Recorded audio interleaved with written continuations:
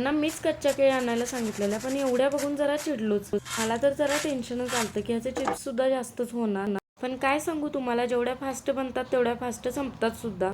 त्यासाठी इथे 1 डझन कच्च्या केळी घेतलेत. केळी घेताना लांब आणि पुढे चोच असलेल्या बघून आणायच्या. कच्च्या केळीचे साल काढणं थोडंसं अवघड असतं, त्यामुळे काय करायचं, इथं दाखवलंय त्याप्रमाणे चाकूने पहिल्यांदा कस देऊन घ्या.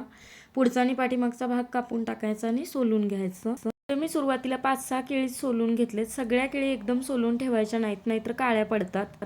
आधीच काय करायचं, अर्धी वाटी पाण्यामध्ये हळद आणि मीठ घालून मिक्स करून ठेवायचं. तेल चांगलं गरम असलं पाहिजे. गरम तेलामध्ये खिसणीनं चिप्स पाडून घ्यायचे. डायरेक्ट तेलामध्येच पाडायचे. पाडून ठेवू नका, नाहीतर मग काळे पडतील.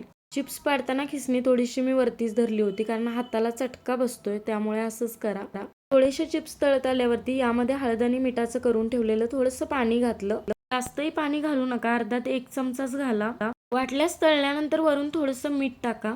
पण तळताना पाणी जास्त वापरू नका, यामुळे काय होतं, तेल थंड होतं आणि मग चिप्स मऊ पडू शकतात. आणि एकदम मोठ्या फ्लेमवरती चिप्स चांगले कुरकुरीत होईपर्यंत तळून घ्या.